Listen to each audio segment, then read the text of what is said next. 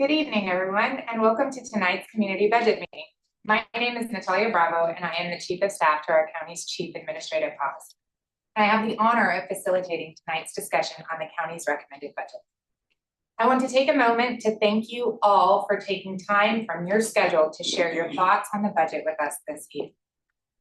I'm excited to welcome you and our presenters and look forward to the feedback portion of the meeting where I will be moderating to ensure everyone has an opportunity to share their input in a safe and respectful environment. Before we get started, I want to let you know that we are providing interpretation services for this meeting. I'd like to take a minute to thank our interpreters who are providing simultaneous interpretation in Spanish. Me gustaría tomar un minuto para agradecer a nuestros intérpretes por su labor en la interpretación de la reunión. Si requieren acceso a los servicios de interpretación, favor de seleccionar el icono en forma de globo en la barra de herramientas de Zoom. Ahí podrá elegir su idioma preferido. For everyone participating tonight, please note that even if you do not need interpretation services, you must still choose English as your language to hear that audio. This meeting is being recorded, and the meeting recording will be made available on the budget webpage. The purpose of tonight's community meeting is to provide the public an opportunity to learn about the specific topics in the recommended 2025-27 operational plan, commonly referred to as the Chief Administrative Officer's recommended budget, and then provide time for questions and comments. Tonight, we will have a budget overview, including a short video, followed by an overview of topics in the recommended budget presented by the county's business groups. The topics covered today were selected based on community feedback. After the presentations, we will open it up to comments and questions from the public before closing. Before we get to the question segment of our time together, I want to share some directions on how to provide comments and ask questions during today's meeting. To ensure everyone has an opportunity to be heard, we ask that you please use the raise your hand feature on the Zoom toolbar. Our team will notify you when you are up next, and at that time, please unmute yourself. For those dialing in, press *9 and unmute with *6 when our team notifies you that you are up. When you finish your comment or question, please press *6 to remute. Another option for participation is to use the Zoom Q&A meeting feature on the toolbar. You can use this function anytime during the meeting. Staff members are monitoring the Q&A and will reply to your questions. If you have a comment, please also use the Q&A meeting feature to provide your comment. Time permitting, I will read the comments out loud. In the event that we run out of time, please be sure to provide your question or comment through the Q&A, and we will work to get you a response. All questions with responses and comments will be captured and available in the after-meeting summary and posted on the budget webpage. Throughout the meeting, we ask that everyone be courteous and respectful of each other. On behalf of our Board of Supervisors, our Chief Administrative Officer, Assistant CAO, Deputy CAOs, who we also call general managers, department heads, and all of our county staff, I would like to welcome you to our virtual community budget meeting and thank you for joining us. There are many pictures on this slide. I don't expect you to be able to read everyone's names, but all these faces are here to serve you. You are our customers, and we want to provide you with an exceptional experience in whatever way you interact with the county. Whether you take your kids to a county park for a fun outing, drive to work every day on a county-maintained road, or look to the county as a resource in your time of need, all of this is supported by the county budget. Hopefully, you'll learn a little more about that tonight, and we hope to hear more about your experiences and answer some of your questions. Tonight, our speakers include our Chief Financial Officer, Joan Bracci, and leaders from our 4 county business groups. Dr. Kimberly Giardina, General Manager for the Health and Human Services Agency, Andrew Strong, General Manager for Public Safety Group, Davia Lynch, General Manager for the Land Use and Environment Group, and Carrie Hoff, the Chief Operating Officer for the Finance and General Government Group. Before we hear from Joan Bracci, we have a video that provides you an overview of the budget. Please join me in watching the video.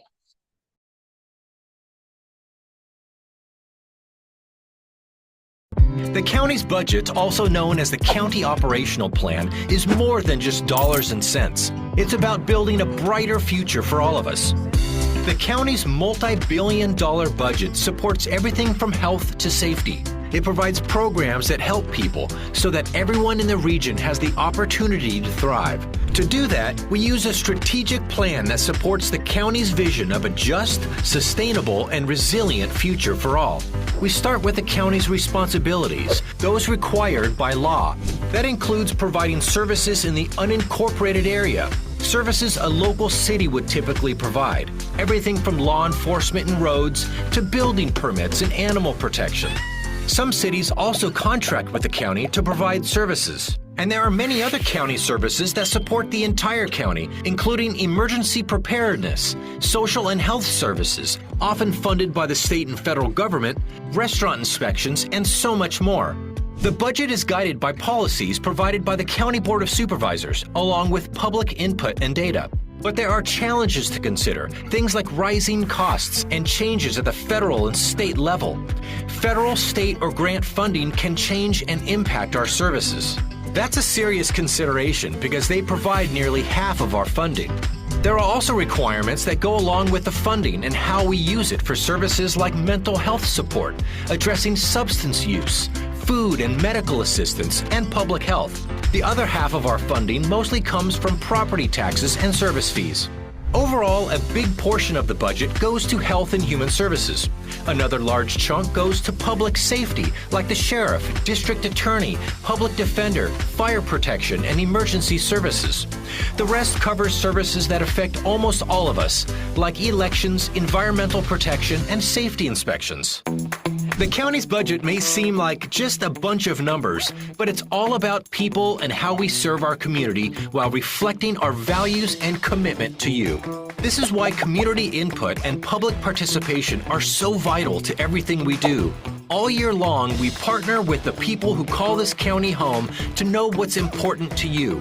All this helps shape our county programs, services, policies, and budget.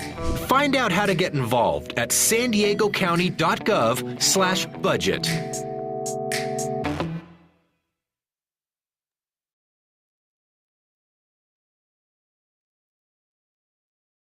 Okay, thank you so much for setting us up tonight, Natalia, and also thank you to the County Communications team for that amazing video. So let's start this evening with an overview of county services, which is captured on the What We Do portion of this slide.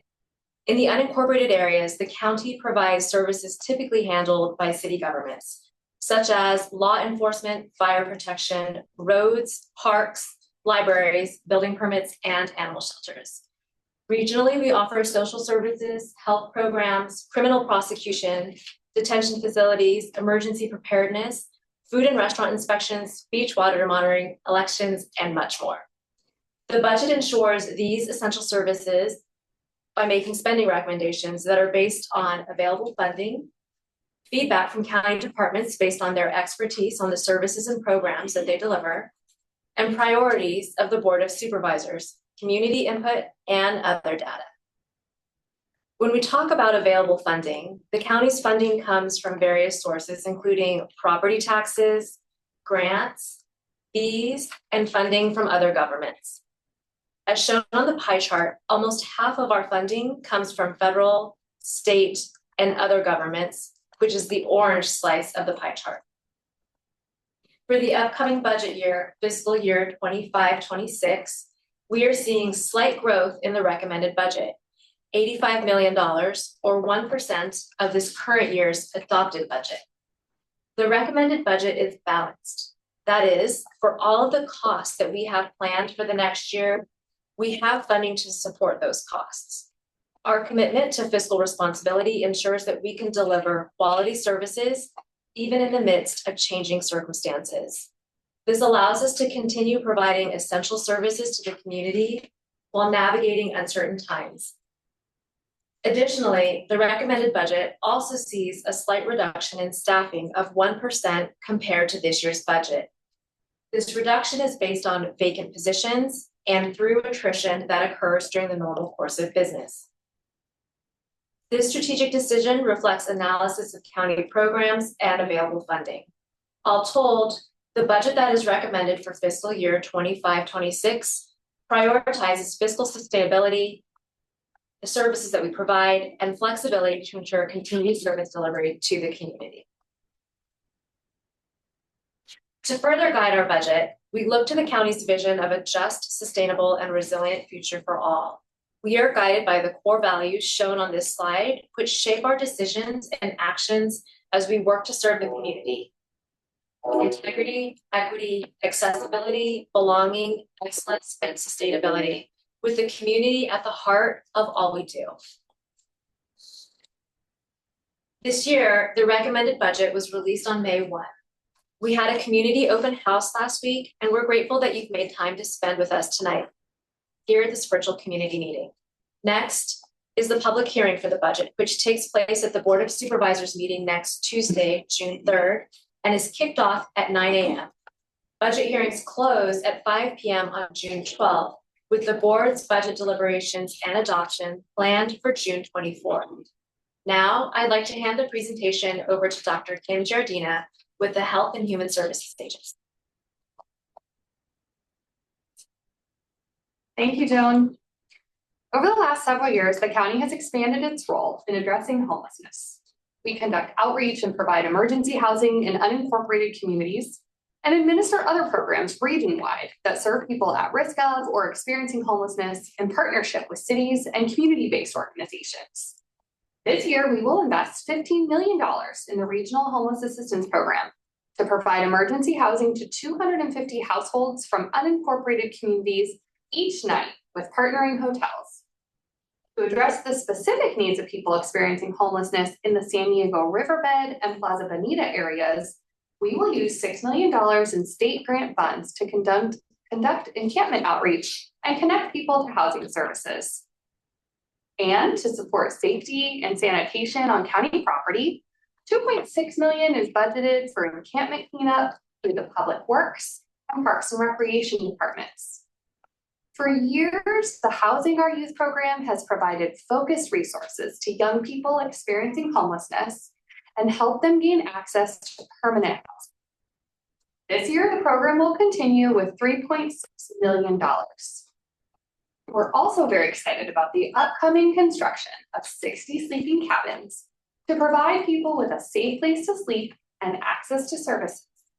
Plus, we plan to open a new safe parking site for people sleeping in their vehicles to access supportive services in Grantville this summer. And we will also continue to invest $1.6 million into 2 other safe parking programs currently in operation that you can see in the photo. With these investments, we aim to continue the trend of reducing the number of people experiencing homelessness in the region. The county provides a range of housing opportunities, like rental assistance, temporary housing, and funding to help private developers build new, permanent, affordable housing for the community. Since 2017, the county has invested in helping open more than 2,500 units of new affordable housing, which is housing where rents are required to be affordable for low-income households. This year, the county's housing department will spend $132 million to increase affordable housing opportunities, enhance community infrastructure, help residents maintain stable housing, and prevent and end homelessness. There are 34 more affordable housing developments in various phases of construction and planning that the county is supporting with money or land. Developments will open over the next several years and be home to thousands of county residents. We will continue a pilot program that started in 2023 to provide a $500 per month rental subsidy to nearly 400 older adults who are low income and considered rent burdened. To address the specific housing needs of people with serious behavioral health conditions, the budget includes $13 million to provide appropriate housing resources like short-term rental assistance. In addition to the county's regional role in supporting affordable housing, we are also responsible for things like building inspections, permitting, and plan reviews in the unincorporated county. This year, we will spend nearly $30 million on those functions to help advance new housing. As the region's safety net provider, the county helps more than 1 million residents access benefits to support their basic needs. To make sure that residents can enroll in or renew their CalFresh, Medi-Cal, CalWorks, and other public assistance in a timely manner, this year the county will spend $843.5 million on assistance payments and helping residents navigate their applications. These interactions with residents happen in person at our Live Well and Family Resource Centers, online, over the phone, and at events with our Live Well mobile office. The In-Home Supportive Services Program is another significant responsibility and investment of the county. It provides older adults and people living with disabilities with in-home care so they can remain independent. The budget includes $223 million for this program, which is $11 million more than last year. We also plan to deliver more than 1.5 million meals for low-income older adults region-wide to help people age well. The county provides a wide range of additional programs to support vulnerable populations. A key role of the county is to prevent child abuse and neglect by providing resources and supports to families.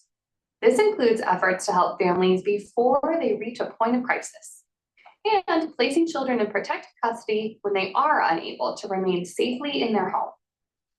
Budget includes $489 million for these services, with the goal of keeping at-risk families and children together. Part of that investment includes $154.9 million to cover the cost of care for resource families like relatives, close family friends, and foster families who care for and or adopt a child involved in foster care. To enhance food security, the county also invests in community gardens, like the ones coming soon to Spring Valley and Ramona. The District Attorney's South County Family Justice Center, pictured on the right, is set to open in 2025 and will offer trauma recovery, legal assistance, and medical services for victims, providing wraparound support, just like the North County Center already operating in San Marcos. When it comes to behavioral health, first and foremost, the county's role is to provide services to residents who have a serious mental illness or substance use disorder and are enrolled in or eligible for Medi-Cal. Annually, these services reach more than 100,000 people. To reach this population, who often have some of the most complex needs, this year we will increase funding for substance use outpatient services by $26.2 million. We will also expand mental health services in a variety of settings, like residential, partial and intensive outpatient hospitalization, and long-term care by adding $24 million to improve access to care. To expand and preserve licensed boarding care facilities, which are home-like settings that provide 24/7 support and supervision for people who require assistance and cannot live independently, we've included a $22.9 million increase. In addition, to address a shortage in the regional behavioral health workforce, we will invest $15 million to implement a new training and tuition program. Currently, we will also fill some critical gaps in what we call continuum of care. Currently in the region, there are no residential facilities for operating crisis care for children experiencing acute behavioral health distress. So this year, we will use $6.9 million to work towards opening the first facility of its kind in the region with 16 beds. We will also create additional crisis stabilization units in the east and south regions of the county with an additional $14.6 million to meet the urgent psychiatric needs of our neighbors. Now, I'd like to turn it over to Andrew Strong from Public Safety. Thank you, Kim. This year's budget strengthens regional public safety by investing in fire protection, emergency medical services, and disaster preparedness across the region. It includes $3.5 million to expand emergency services in Missouri, Palmer Valley, and East Otay Mesa, areas with growing needs for emergency response. To expand emergency medical coverage in unincorporated areas, $1.2 million will fund the purchase of 2 new ambulances and related equipment to support community response.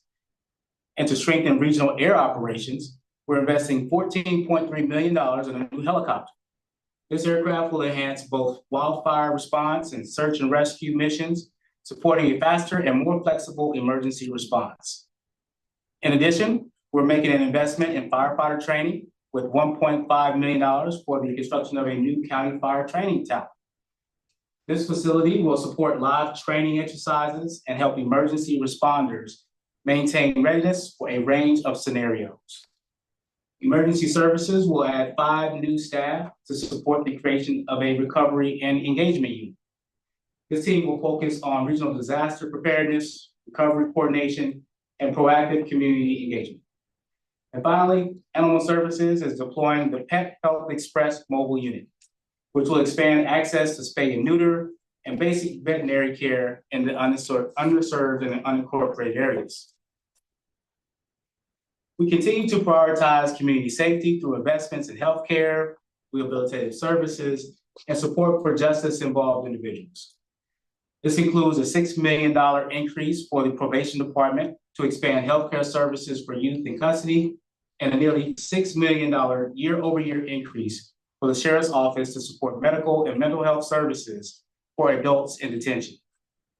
We're also allocating $3 million for a biometric health monitoring system that will help detect signs of medical distress in youth detention facilities, supporting timely response and improving safety for youth in our care. To further support rehabilitation and transition, $2.2 million will fund probation's less restrictive placement program, which provides youth with the care in a community-based setting as they exit detention. The goal is to improve reentry outcomes and reduce reliance on secure facilities. In addition, we're adding 6 new probation positions to enhance in-facility safety and support youth focused on services, including a K-9 officer. Beyond detention settings, we're continuing outreach through initiatives like Rise Above. This program, developed by the Sheriff's staff, connects youth with mentors and provides workshops focused on leadership, conflict resolution, and community service. The Sheriff's Office plays a vital role in providing public safety services to more than 900,000 residents across the unincorporated area and 9 contract cities. This year's recommended budget includes several significant infrastructure investments that support that mission. We're allocating nearly $29 million to improve sheriff facilities throughout the county. These projects include upgrades to fire alarm systems, security equipment, and additional technology, helping ensure that facilities meet safety and security standards while supporting day-to-day operations and the well-being of those in our care. An additional $3 million will help maintain uninterrupted law enforcement services while construction is underway on a new sheriff's substation in Ramona. This funding ensures there is no disruption in public safety coverage for that area during the construction. We're also investing $9 million to update the East Mesa Juvenile Detention Facility. Improvements include updated interior design, modern furnishings, and enhancements to program areas to create a more supportive environment for our youth. And to promote safe and successful community reintegration, we're planning a new resource and reentry hub under our Alternatives to Incarceration work plan. This center will help formerly incarcerated individuals access housing, employment, behavioral health support, and other critical services that reduce recidivism and improve long-term stability. I'll now turn the presentation over to Davia. Thank you, Andrew. Good evening. I'd like to start with something we receive a lot of interest in, and that is county roads. The county is committed to being best in class when it comes to keeping up the roads you drive on every day. Roughly 2,000 miles of roads in the unincorporated area. For traffic safety, we invest in traffic signals, crosswalks, bike lanes, and guardrail. This year, we're recommending $48.3 million for these features. Keeping our culverts and storm drains clear and functioning well requires another $4.8 million. And to pave those 2,000 miles of roadway that support travel, tourism, and emergency operations, we're investing another $71.3 million. That's over almost $6 million more than last year. Our Parks and Recreation teams support active lifestyles and protect natural resources. And we're recommending an investment of nearly $36 million for this. This amount includes a renewed recreation center in Mira Mesa and a new Calabo Park in Spring Valley. With $47.8 million from a special library fund, the county operates 33 county libraries and the second largest digital library in California. This includes delivering a new building for the Casa de Oro Library in 2026. Our dedicated library teams promote lifelong learning and discovery and provide access to books, movies, Wi-Fi, computers, and spaces for community organizations to gather. With the funding listed here, the county will be able to continue its programs that support clean water, natural land and species conservation, renewable energy, and planting more than 2,000 trees. I'll now turn it over to Carrie Hoff. Thank you, Davia. The county leverages its resources to drive economic growth and promote local small business. The new bonding and insurance pilot program will provide direct support to local small businesses and nonprofits to help them win a larger share of the county's $2 billion annual. $800,000 will support the Economic Development and Prosperity team, which conducts outreach and provides technical assistance to local small businesses seeking to expand within the region or develop land in the county, and to increase knowledge and access to county purchasing and contracting opportunities. The team also oversees the comprehensive economic development strategy to draw investments and grant opportunities to the region, track grant funding coming into the county to leverage resources, and supports the county's Arts and Culture Commission, which seeks to support and sustain the growth and vitality of San Diego County's diverse arts and cultures community. And $1.3 million will go toward promoting labor compliance, protecting workers, and supporting responsible businesses. Keeping our community healthy requires a significant investment. This includes $267 million through the county's Health and Human Services Agency to monitor and prevent the spread of diseases and operate 6 public health centers to increase access to services. It also supports the opening of our long-awaited new public health lab, which will expand the county's ability to test for infectious diseases and protect the public's health. Another $15 million is budgeted to reduce mosquitoes and prevent the transmission of their diseases. And a $1 million investment is proposed for a program that keeps teenagers safe through positive after-school programs. I'd now like to turn it back over to Natalia to lead us through the question and answers. Thank you so much to all of our presenters. We will now open it up to our question and comment period. We will be rotating between Zoom web speakers, Zoom phone speakers, and Zoom Q&A submissions. We will continue with that cycle until all questions and comments have been heard or we run out of time. If you wish to speak, please use the raise hand feature in the Zoom toolbar if you have not already done so. Our moderators will call on you in the order that you are in the queue. To ensure we have enough time for as many people as possible, you will have 2 minutes to provide your comment or ask your question. If we run out of time, please submit your question or comment in writing. We will respond to all questions in the after meeting summary and post it on the budget webpage. You can also submit your feedback after the meeting through the channels shown on the screen. With that, we have a question. It looks like Sue Reynolds has her hand up. Sue, would you like to proceed with your question? Yes, can you hear me? Yes, I can, Sue. Go ahead. Oh, delicious. I wanted actually, rather than a question, to thank the county for your commitment to housing. The youth housing and the housing production are particularly important, but there's more to be done. I support fully funding the innovative adult housing services and enhanced housing services in the budget this year because it is unusually effective in preventing homelessness with hard to reach communities who are being reached by trusted messengers. It's much cheaper than serving folks once they are homeless, and an effective way to reach humanitarian goals. Thank you for considering my input. Sue, thank you so much for your input. The next person in the queue is Karina Pugh. Hi, can you hear me? Karina, go ahead. Awesome. Hi, my name is Karina. First, I want to say thank you so much for this opportunity. I think it's really important that our community be able to learn more about the budget and have access to this knowledge. So thank you for making this accessible both in person and virtually. I am here really to echo what Sue just said. To please support and fully fund the innovative adult housing services and enhanced housing services. These are housing services that are critical to our LGBTQIA plus community, especially in the moment that we are in right now, considering the fact that our folks are being attacked from the federal government and experiencing a lot of misinformation and disinformation. Now more than ever, our local governments really need to step up and invest in our community and in the resources that serve our community and provide them affirming safe care. This program has been extremely successful. We have surpassed client goals and connected folks not only to housing, but also prevented folks from falling into homelessness in the first place.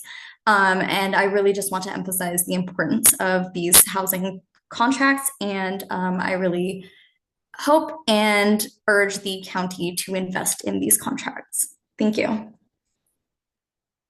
Thank you for your comments, Karina. Thank you for joining us this evening. Our next person in the queue is Ray Matthew Epstein.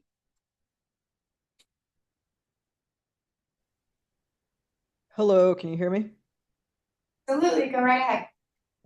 I wanted to reiterate what the other two said regarding the innovative housing program.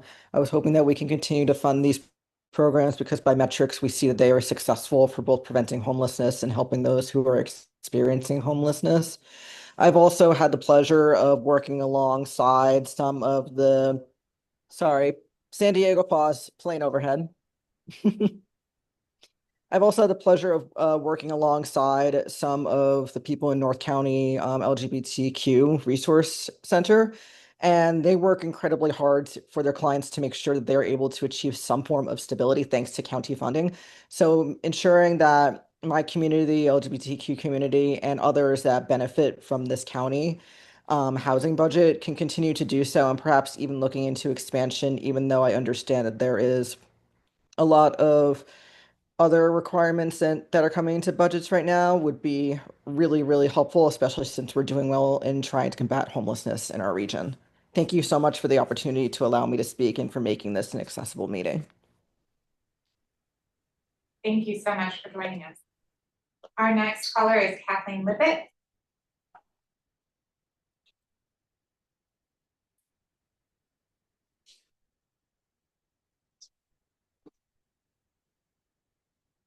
Kathleen, are you there?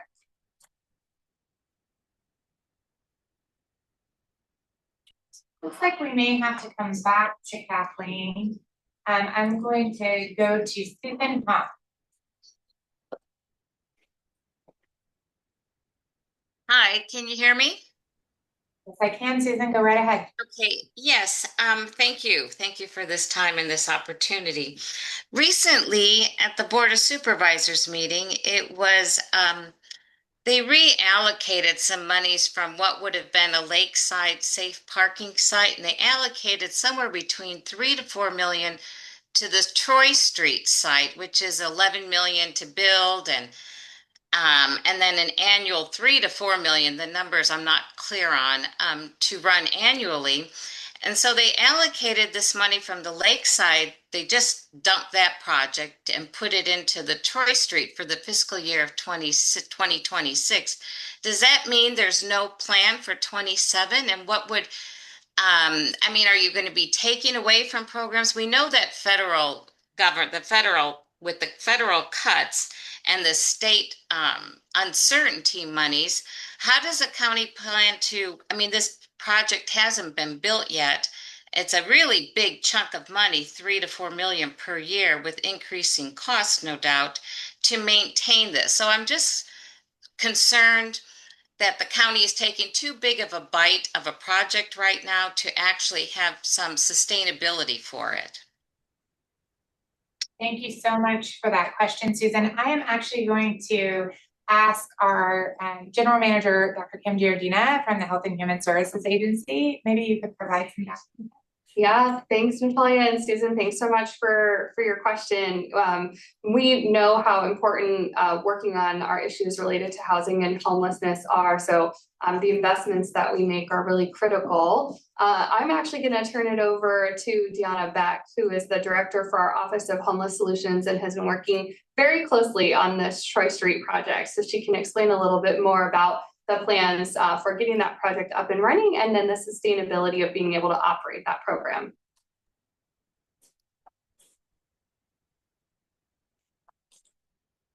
Thank you, Kim.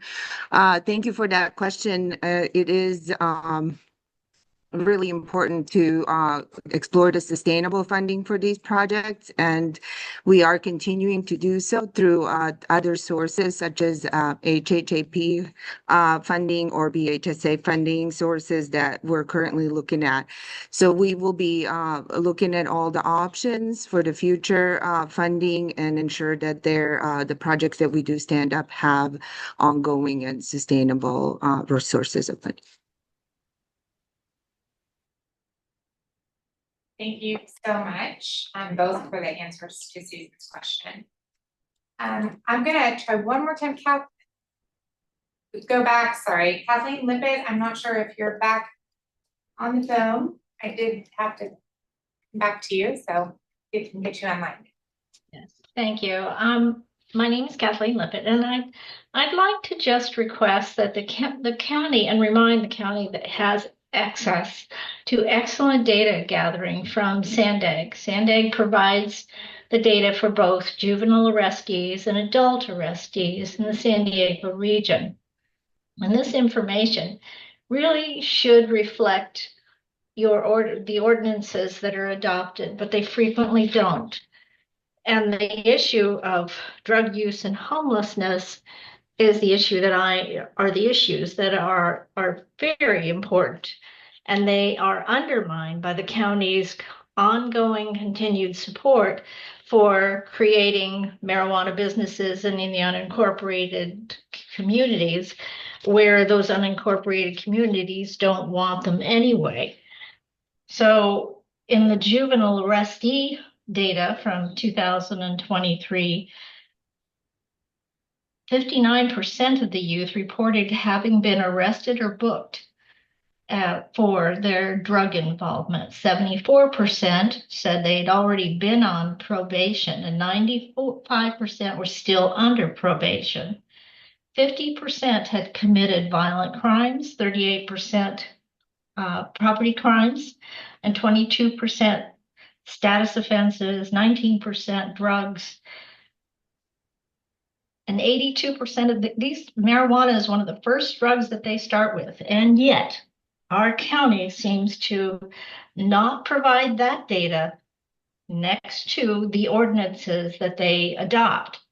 For the adult arrestees, it's not very different. The 55% reported that marijuana was the first drug that they tried. 97% had marijuana in their possession in the last 30 days.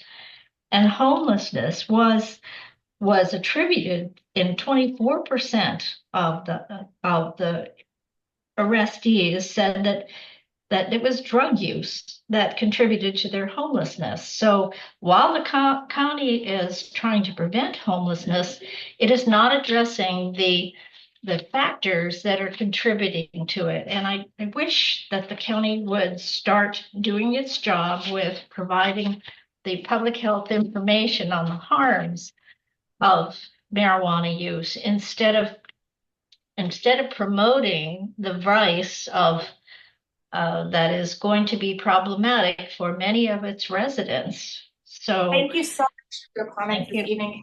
We do have a little bit over time on your comment, but we appreciate it, and we have staff taking notes. Thank you so much. I am now going to turn to our Q&A section on our Zoom Sorry, on our Zoom, and then I will come back to the phone ins in just a minute. I want to make sure that we are balancing those that typed in some questions. So we did have a question from David Barber Dinmouth that says, will you be considering funding for Mas Fresco? And that was answered from our Health and Human Services Agency, and they said the Mas Fresco Plus program is scheduled to complete on June 30th of this year. There are no plans to continue the program at this time. David, I would like to acknowledge your follow-up comment asking for continued funding for the Mas Fresco Plus program.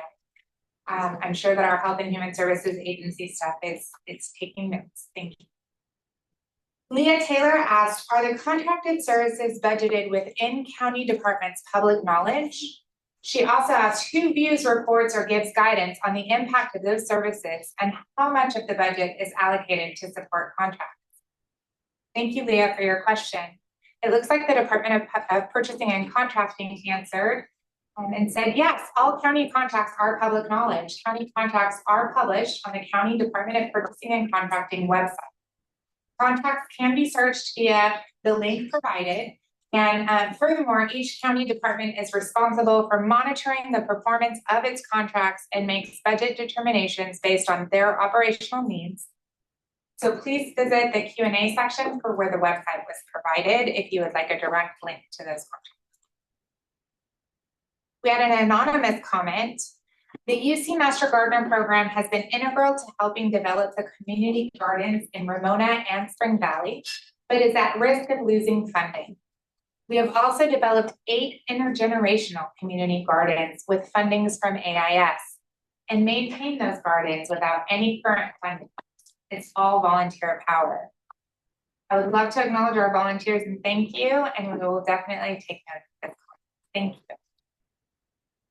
Will the slides be available? Absolutely. Please check out both the recording of this meeting, the answers to all of your questions, which we will also post, and the slides on our budget webpage. Kate Turner shared that she represents a community-based organization that works inside Las Colinas Jail, EMRF, and the San Diego County Probation Youth Facility. Her question is there funding in the public safety budget specifically for rehabilitation services in county jails and youth facilities? The CDCR offers opportunities for grant funding. Will the county offer similar opportunities for the organizations who are directly impacting lower recidivism rates? We are asking because Las Colinas, YTC, and EMRF are all asking for increased programming from our organization, but there is no county funding as far as we understand. Thank you for your support. Thank you for your question. I would like to send it over to our Deputy CAO, Andrew Strong, who oversees the public safety group. Thank you, Natalia, and thank you for your question. Happy to take that, Katie Turner. And for probation, so we spend approximately $2.2 million per year on rehabilitative services through South Bay Community Services. We also have a combined medical and behavioral health contract, which includes cognitive behavioral therapy services, which are evidence-based for reducing recidivism. That contract is $15 million annually. But the rehabilitative component is only a small part of that. And the Sheriff's Office offers rehabilitative services in county jails and are investing $180 million in medical services and $61 million in services through our community corrections Southern County funding. Thank you for your question. Thank you so much, Andrew, and for your questions. I'm going to turn back now to those of you who have raised your hand on the Zoom. It looks like our next question is coming from David Barber Durnick. Yes, can you hear me? Yes, we can, David. Please go ahead. Well, the reason I was asking about Mas Fresco Plus is because I'm a recipient of that program. And they have, besides helping local farmers and low-income families, they have reversed my health issues. I was up in the hospital with life-threatening issues every 3 months because of poor diet caused by low income. And through my nutritionist and Mas Fresco Plus, I've lowered my cholesterol, my triglycerides, I balanced out my thyroid, and I've gotten my life back. And they made it possible to have healthy fruits and vegetables on the table, which are too expensive for us poor people.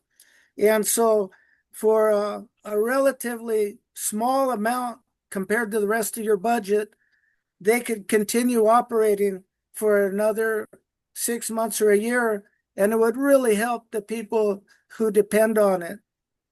So I just want to thank you for listening to me. Thank you, David. Thank you for sharing your story with us. Glad to hear that your health issues are doing better. The next caller is, or person with the hand up, I keep thinking you're all on the phone, is Emily Bourgoin. How much time do I have? 2 minutes, Emily. Thank you, Hauka. Emily Burgueño, Nechuhi, Matas Konangkopai. I'll just cut my introduction short due to the limitation of time. But traditionally, I was going to introduce myself in the language that comes from what we now know as San Diego County. I just wanted to, recommend and reaffirm any funding that is allocated for tribal consultation, and that's on many departments that you listed in this meeting.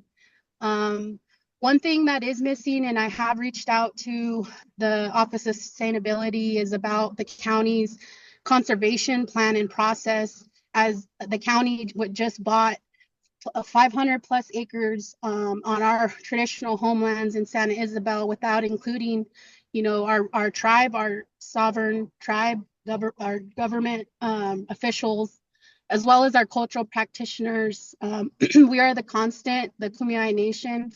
No matter whose jurisdiction or timeline, we'll always be here, and we'll always be advocating for the inclusion of tribal nations. And the county is the most tribal nations in one county in the United States, here in San Diego, and that's 18 tribal nations. 12 of them are Kumeyaay.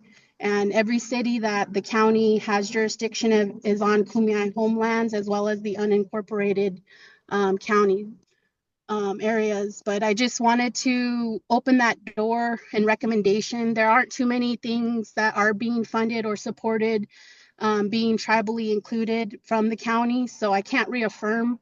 They just started the cultural resource guidelines, including the tribal governments. It only took how many years? 20. So just reaffirming that process. But however, the county fails to provide funding support for the tribal consultants. They will pay a contractor to facilitate tribal consultation, yet they won't pay tribal consultants, which is ridiculous, because that is definitely unacceptable, as tribal consultation requires funding, resources, logistics. So to ask of the tribal nations, which are sovereign governments, to provide free labor is ridiculous in the year 2025.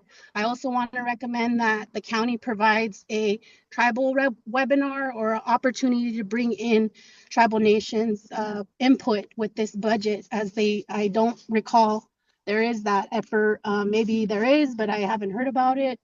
But would want to make that recommendation and support you in that. Thank you.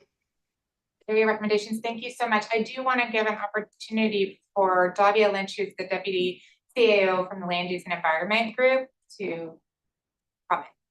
Thank you, Emily. Thank you so much for your comments. I recall you called in last year and you've been advocating for a long time on this issue that's very important to us as well. So thank you for that. We've been working really closely with the tribes on a number of issues that you highlighted, including developing a tribal roadmap to help establish how we can work most effectively with the tribes, very much co-created with them, as well as working on a variety of other efforts with the tribes, starting with our land acknowledgements and going all the way to what you're discussing. And we are currently exploring, which is funding their support and engagement with us on various efforts. So we're looking into that. We do have a number of other efforts that we've been working on with the tribes very closely, and building that relationship is imperative to us as well. Thank you. Thank you, Davia. The next person with their hand up is Greg.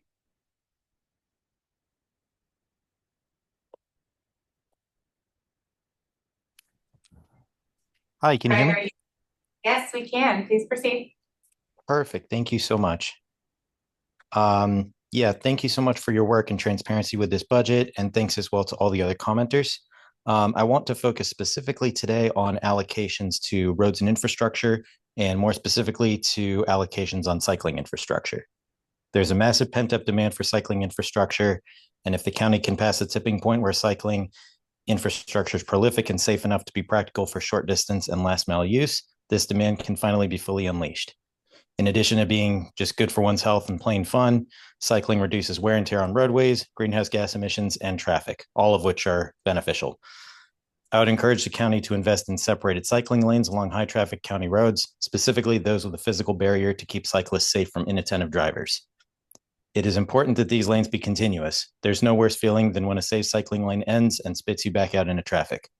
Additionally, I would encourage the county to invest in secure bicycle parking infrastructure at key locations like parks, high traffic areas, and transit centers. These can be lock boxes or something more passive, so maintenance costs are low. Being able to safely store one's bicycle increases the practicality of cycling for errands and daily use, and thereby drives adoption. I think these changes would be very high ROI for the county, and would reap the benefits as stated previously. Thank you so much. Thank you so much for your comments, Greg. The next person with their hand up is Felix Lopez.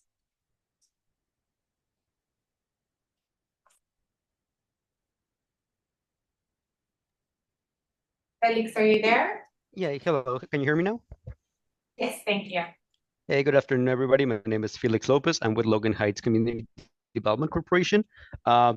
The only thing that I would like to suggest is to increase funding for small businesses, just due to the special economic conditions that are causing a slowdown in our local economy, and also the federal government just pulling out a lot of support that funded economic development CBOs. I believe the county could really step in and bridge those funding gaps that are left, and also increase its support now that we have some special economic conditions causing distress to small businesses. Thank you so much for your comments. I want to ask if Carrie Hoff could address some of the efforts that we have with economic development. Thank you, Natalia. Felix, absolutely. Our small businesses are a backbone in our region, and it's an important element for the county in terms of developing economic growth.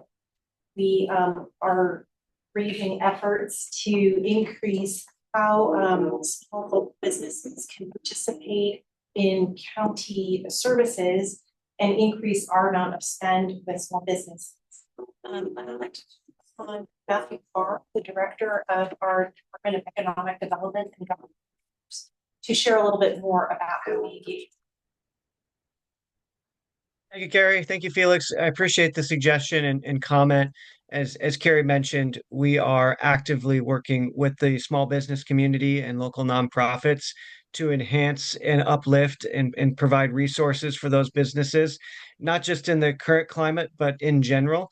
And look forward to working with you and your organization to make sure that your feedback is heard and we can help assist in the future. So thank you for your comment and suggestion. Thank you, Carrie and Matthew. The next person in the queue is Madison. Madison, are you there?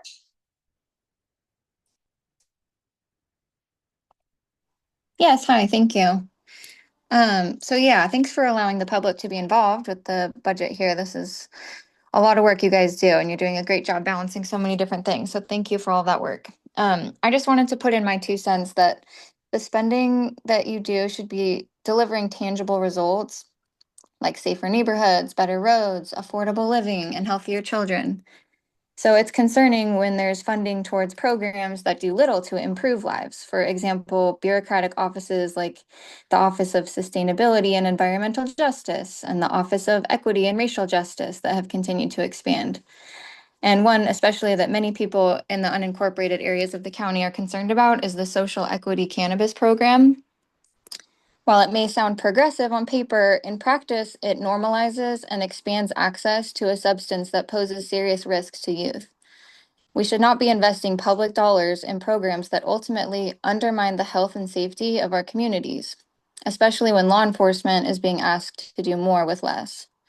It seems to be more of a function of political tools rather than engines of real-world improvement. Programs that expand the number of cannabis storefronts are not going to pave roads, staff fire stations, or protect our neighborhoods from crime. Every dollar should be justified, and every program should prove its value by helping people live safer, healthier, and more affordable lives. Thank you. Thank you for your comments. I'm now going to turn to the Q&A section. It looks like the next one was asked by Danny Hickey and asked, for federal funding awards that have been reduced or have not seen increase, is the county offering opportunities to bridge those gaps in funding as opposed to reducing services? From our Office of Financial Planning, the county is tracking all federal actions, both from internal departments and external partners who may be impacted. We have systems in place to respond if funding to the county is impacted. We will continue to monitor federal funding and take action as appropriate. We thank you for your question. From our previous question, Susan asked for further details on her question regarding funding for the Troy Street sleeping cabins. Susan, Deanna Beck also provided that the county has secured funding for the first year of operation, which will fund operations through June of 2027. There are grant opportunities through Homeless Housing Assistance and Prevention, as well as Behavioral Health Services Act, that we will be assessing in the future budget years after 2027. Regina Moreno, thank you for your comment and feedback to reconcile funding. Mas Fresco program is very good for our community. We appreciate you expressing that. Thank you to Guillermina Rice for her comment that libraries and parks are essential for our kids and youth, as well as having organic foods to keep our communities healthier. We appreciate your participation, Nadine. I'll now turn back to participants with their hands raised. It looks like the next person is Gloria. Hi, folks. Can you hear me? Yes, please go ahead. Great. First of all, I just wanted to commend you for having this process and, just staff being here and being available and answering our questions. I think that's really helpful.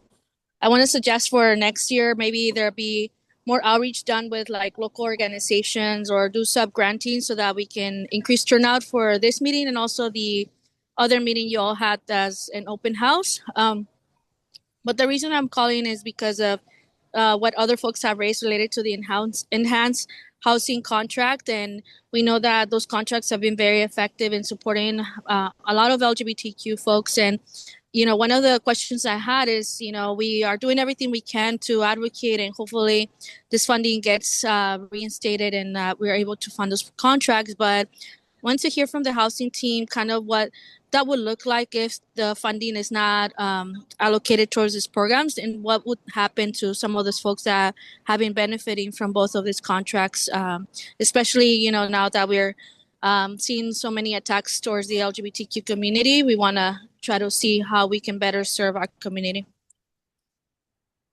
Thank you, Gloria. I'm going to turn it over to Dr. Giordina from Health and Human Services Agency. Yeah, thanks. And thanks, Gloria, for your question. We know that this has been a program that's been incredibly helpful. Again, Deanna Beck, our Director of Office of Homeless Solutions, I think has been working very closely with these programs. So I'm going to ask Deanna if she has additional info that she can share.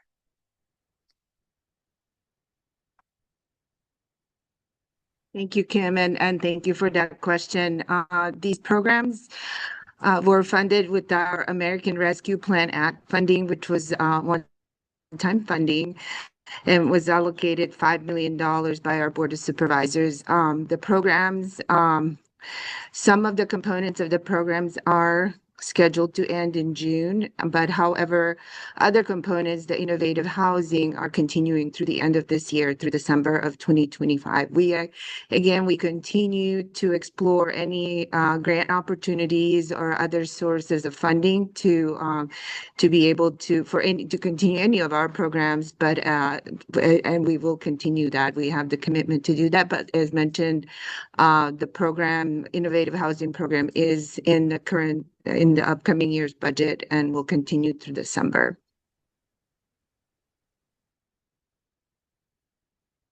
Thank you. The next person is Melissa Peterman.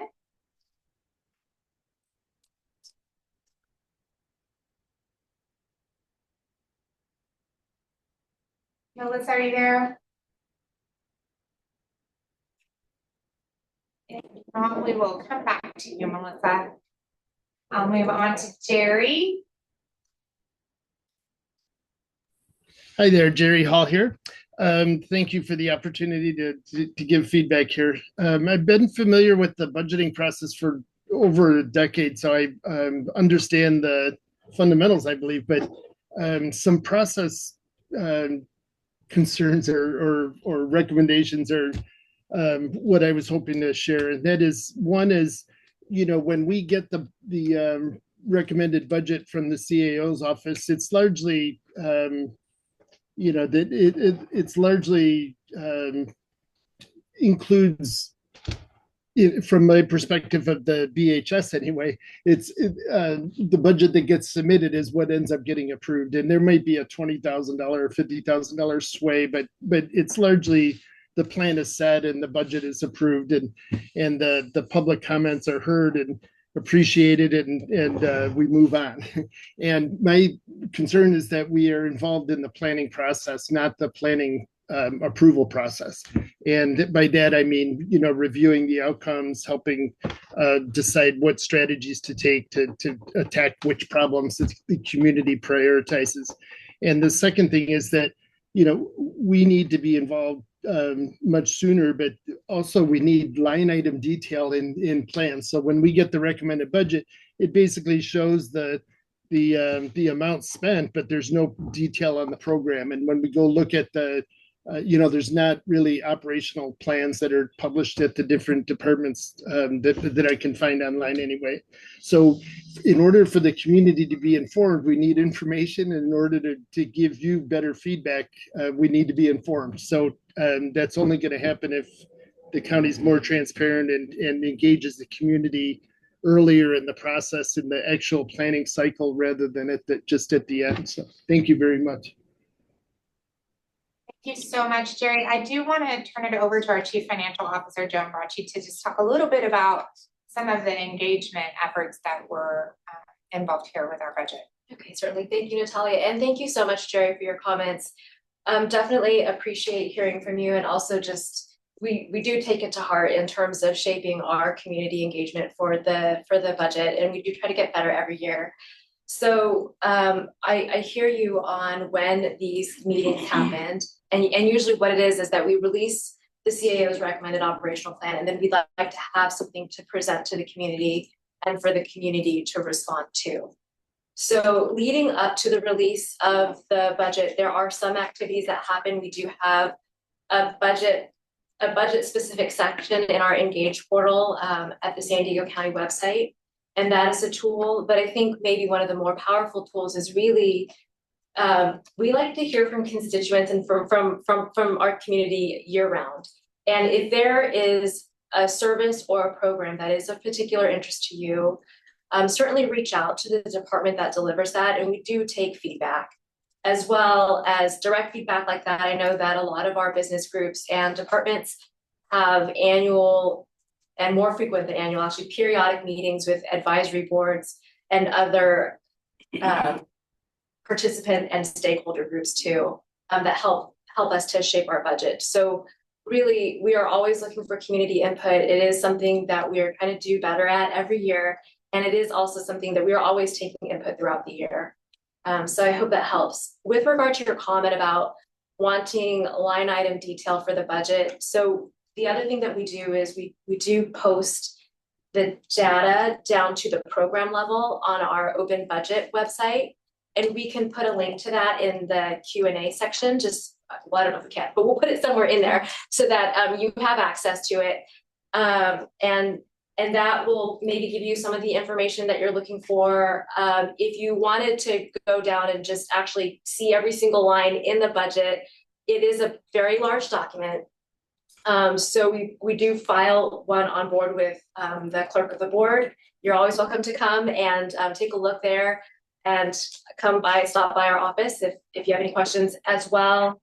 This year in particular, we did change the look and feel of our online budget. So you should be able to see all of the narrative as well in a searchable format. I hope that's helpful. Thanks for your question. Thank you so much, Joan. Before we continue, I did want to take a moment just as we're going through this to refresh everyone on participating, how to mute and unmute yourselves when you are participating.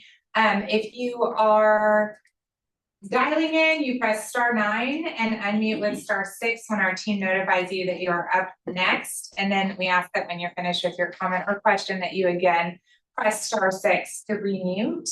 And then if you have raised your hand using the raise your hand feature in the Zoom, we will let you know when you're next. You can unmute and ask your question. And we'll do our best to do this. So I'm going to turn it now back to see if Melissa Peterman is back, which I do earlier. I am. Okay, Melissa. Hi. Thanks. I'm Melissa Peterman. I'm the executive director for Townspeople, and we're a longstanding housing and supportive services provider for people living with HIV/AIDS. And my primary question is, what happens to the San Diegans who rely on HOPWA funding and services? I think there are, more than 700 per the last caper. If the supports from the funding are disrupted or diminished, and the housing that is able to be provided is really critical for these folks, health and safety, and without it, both of those things are put at risk. And when looking at the proposed budget, the document itself doesn't appear to really reflect what's at stake. Within the HCD budget section, there are changes outlined to some of the other programs, but HOPWA isn't mentioned, and which is curious just because we all know federal funding is uncertain, and locally the existing HOPWA grantees, we've been told to expect changes, but that isn't reflected in the budget document. So I'd love to hear what we can do together to make sure the people who are relying on HOPWA services don't lose their homes, their care, their community, and what we can do together to make sure that the organizations who've been standing with those folks for in many cases, decades, can continue to provide that support. Thank you, Melissa. I am going to turn it over to Dr. Giordina from the Health and Human Services.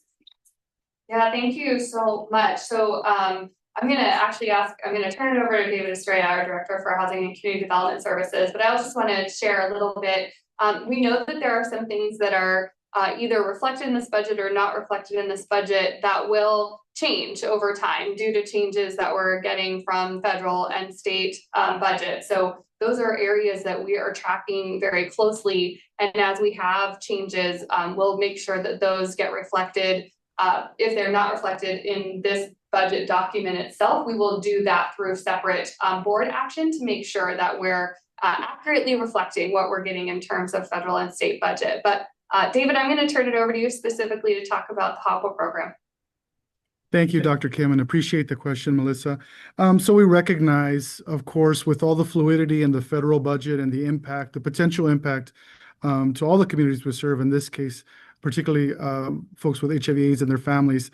So we closely monitor this whole fluid scenario with the federal government and future allocations, and adjust accordingly and definitely working in partnership with all of our current providers to work together to find a way to calibrate our services if funding is reduced and changes are made, so that those services can be most effective for the population that we serve. So it does require us to be in tune with what's happening with the changes, and then adjusting as those changes do make themselves clear. And we definitely work very closely with our Hopper provider community through the HIV housing committee, and of course our Ryan White partnerships. So we're working closely, monitoring closely, and we'll be working very closely with our providers and adjust to those changes accordingly. Thank you. Thank you, Pam and David. The next person with their hand raised is Regina Moreno.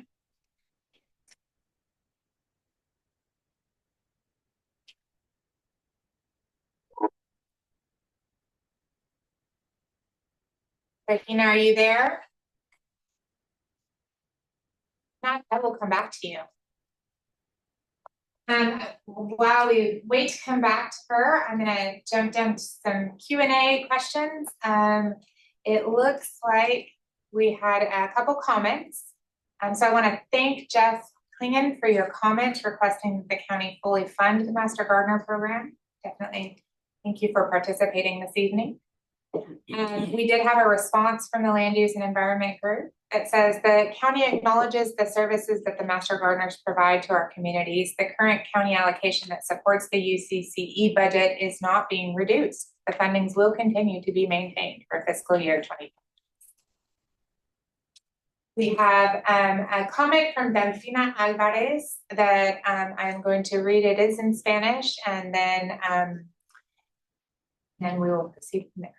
So mi comentario es en apoyo del programa Más Fresco Plus, que he sido promotora en este fabuloso programa que da un poco de seguridad alimentaria a las personas que no califican para my comment is in support of the program of Más. Y les ayuda a tener acceso a comida orgánica de productores locales, ayudando a que coman más saludablemente. Este programa necesita apoyo financiero para que más personas sean beneficiadas. Además, apoya a nuestros agricultores locales. Necesitamos que el condado dé ayuda permanente a estos programas. So, Delfina Alvarez is saying her comment is in support of the Más Fresco Plus program. She has been a promotora for this fabulous program that offers some nutritional security. It's been a while since I've done this on the fly. To people that qualify for EBT and people with chronic diseases, and that it can help them have access to organic food and local products, helping them to eat healthier. This is a program that needs financial support so that people can benefit. It also supports our local farmers, and we need that we need our county to support these programs on a permanent basis. Thank you. Now I'm going to return to Regina Moreno. If you're there.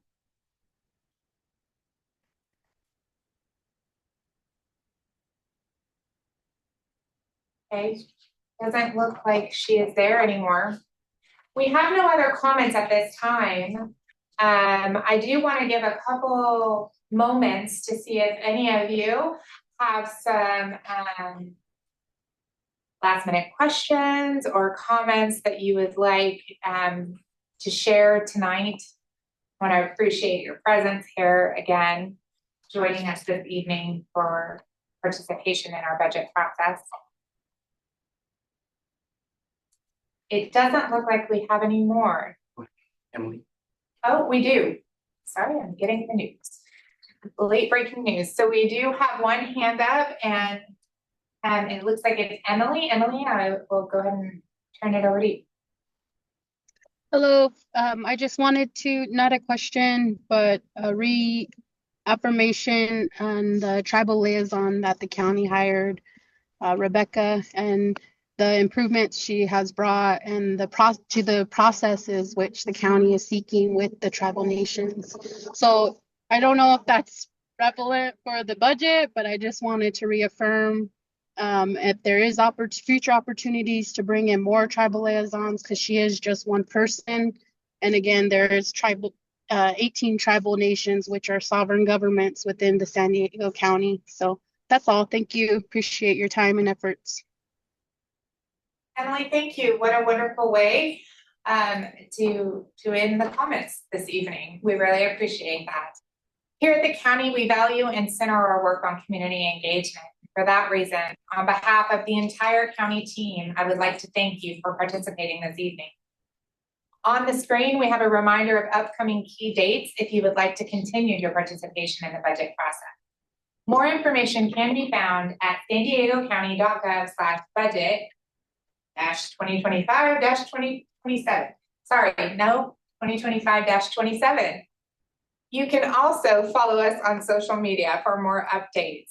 Thank you again and good night.